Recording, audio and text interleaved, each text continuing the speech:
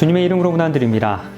1981년도에 작가 윌리엄 샤로아는 죽기 직전에 한 신문 기자와의 인터뷰에서 이렇게 이야기했습니다. 모든 사람들이 죽는다는 것을 나는 알고 있습니다. 하지만 나만큼은 예외일 것이라고 여태까지 믿어왔습니다. 그러나 저는 이제 죽어가고 있다는 것을 알고 있습니다. 그렇다면 제가 죽은 후에 어떻게 되는 것입니까? 이 질문은 인류의 모든 사람들이 궁극적으로 직면해야 할 질문입니다. 사람이 죽으면 어떻게 되는 것입니까? 성경은 이 사실에 대해서 우리에게 무엇이라고 이야기하고 있습니까? 죽음에 대해서 우리가 이해하기 위해서는 먼저 사람이 어떻게 창조되었는지, 그리고 그 죽음이라는 것이 어디에서부터 기원되었는지에 대해서 이해해야 할 필요가 있습니다. 창세기 2장 17절은 인류의 역사상 가장 처음으로 죽음을 언급하고 있습니다. 선악을 알게 하는 나무의 열매는 먹지 말라. 내가 먹는 날에는 반드시 죽으리라 하시니라. 불순종의 결과는 죽음입니다.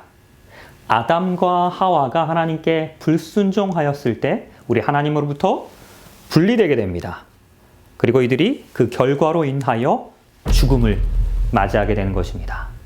그러나 사탄은 뱀을 통하여 이와는 전혀 다른 주장을 펼치고 있습니다. 뱀이 여자에게 이르되 너희가 결코 죽지 아니하리라. 우리 하나님께서 죄의 결과는 죽음이라고 말씀하셨습니다. 그러나 사탄은 이 하나님의 분명한 말씀에 정면으로 반박하는 것입니다. 바로 이것이 성경에 기록된 최초의 거짓말입니다.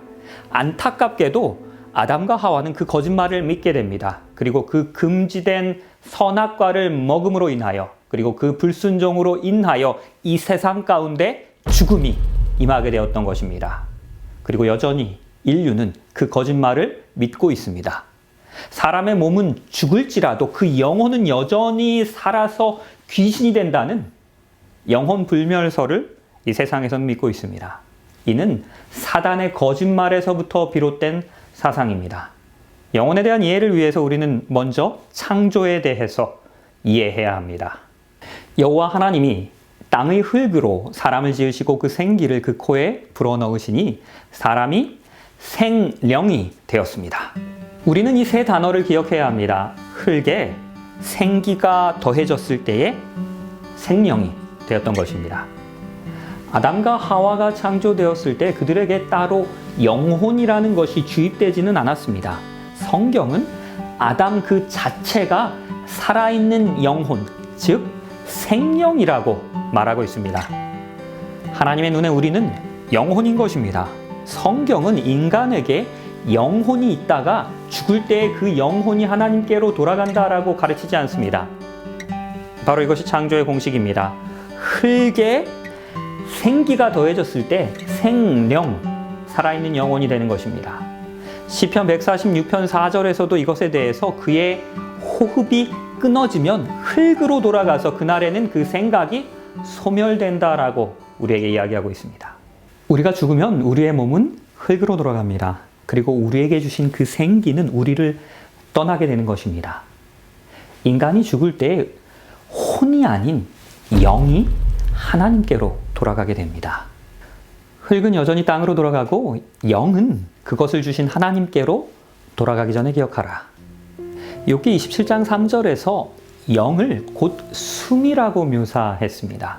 나의 호흡이 아직 내 속에 완전히 있고 하나님의 숨결이 아직도 내 코에 있다는 것입니다.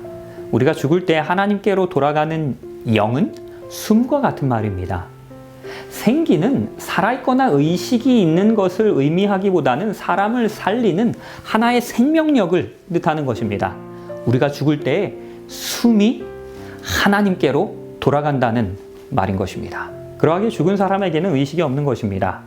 산자들은 죽을 줄을 알되 죽은 자들은 아무것도 모르는 것입니다.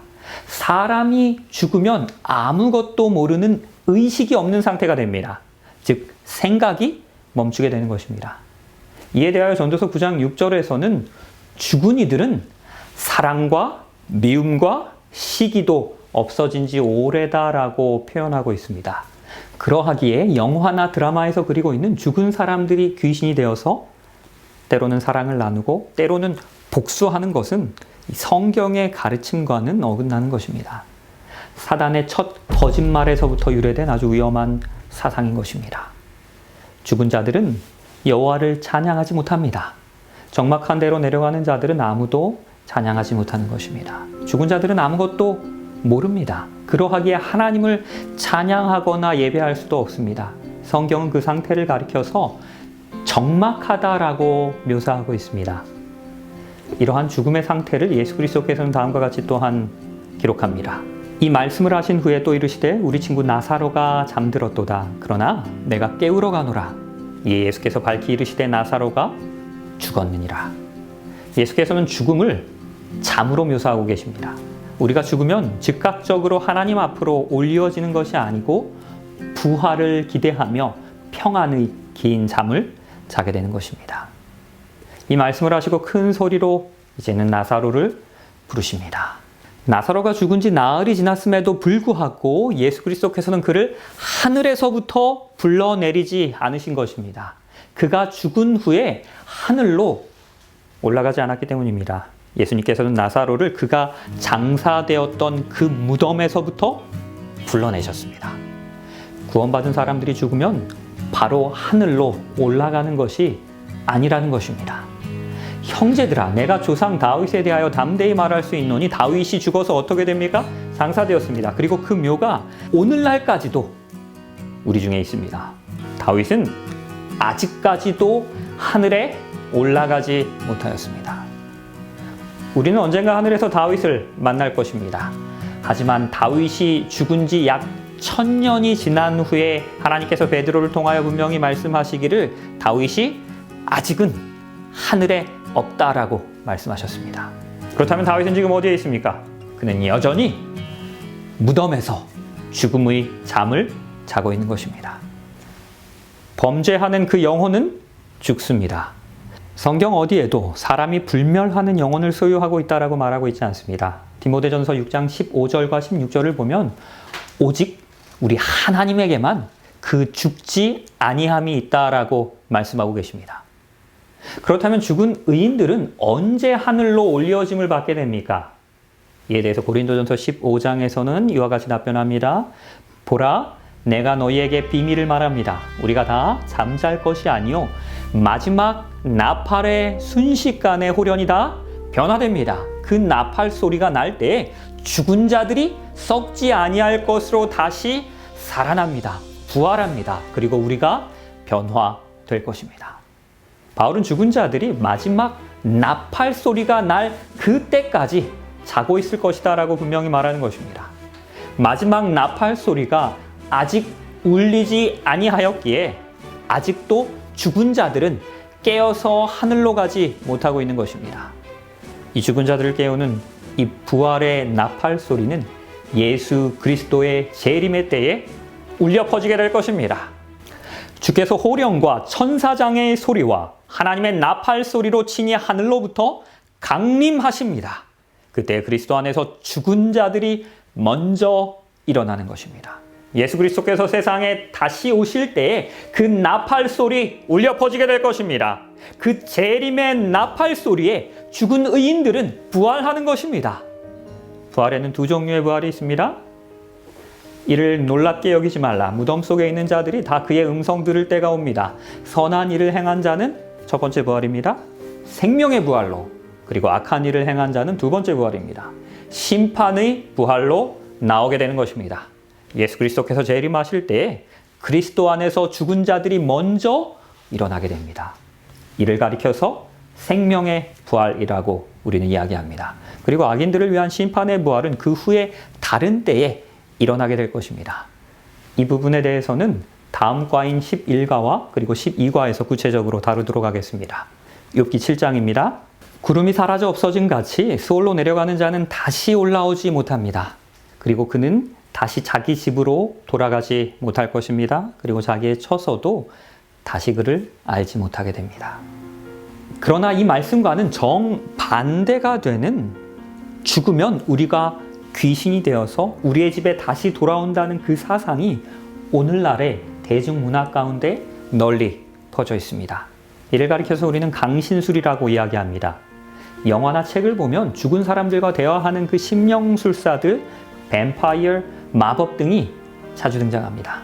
이는 모두 아담과 하와에게 결코 죽지 아니하리라 라고 이야기한 그 사탄의 거짓말에서부터 비롯되었습니다. 그래서 사람들은 죽으면 귀신이 된다고 믿는 것입니다. 그러나 사실 죽은 자들은 무덤 가운데 잠들어 있는 것입니다. 그들은 귀신의 영입니다. 이적을 행하는 것입니다. 강신술은 마지막 때에 강력한 영향력을 미치게 될 것입니다. 죽은 자들의 상태에 대하여 바르게 알고 믿는 자들이 사탄의 기만에 미혹되지 않을 것입니다. 죽음에 관한 성경의 진리는 바로 이것입니다. 예수 그리스도께서 이르십니다. 나는 부활입니다. 생명입니다. 나를 믿는 자는 죽어도 살 것입니다. 만일 사람이 죽은 후에 바로 하늘로 올리워진다면 우리에게는 부활이 필요가 없는 것입니다. 하지만 죽은 후에 우리는 무덤 가운데 머물고 있기에 우리를 깨우시고 썩지 아니할 몸으로 부활시켜서 하늘로 데려가 주실 예수 그리스도가 우리는 필요한 것입니다. 이 일을 할 수 있는 분은 오직 한 분입니다. 바로 부활이요 생명이신 우리의 구세주이신 예수 그리스도이신 것입니다. 이 예수 그리스도를 통하여 우리는 다시 살 수 있습니다. 부활할 수 있습니다. 영생할 수 있습니다. 바로 이것이 우리가 죽음 가운데에서도 소망을 가질 수 있는 유일한 이유인 것입니다. 생명이신 예수 그리스도를 통하여 우리가 다시 살 수 있기 때문입니다. 그 부활의 믿음으로 말미암아 우리의 마음 가운데 귀한 소망이 있기를 축원합니다. 그 부활이신 생명이신 진리이신 우리의 구원자 되시는 예수 그리스도를 이 시간 우리의 마음 가운데 개인의 구주로 영접하게 되시기를 주님의 이름으로 축원합니다.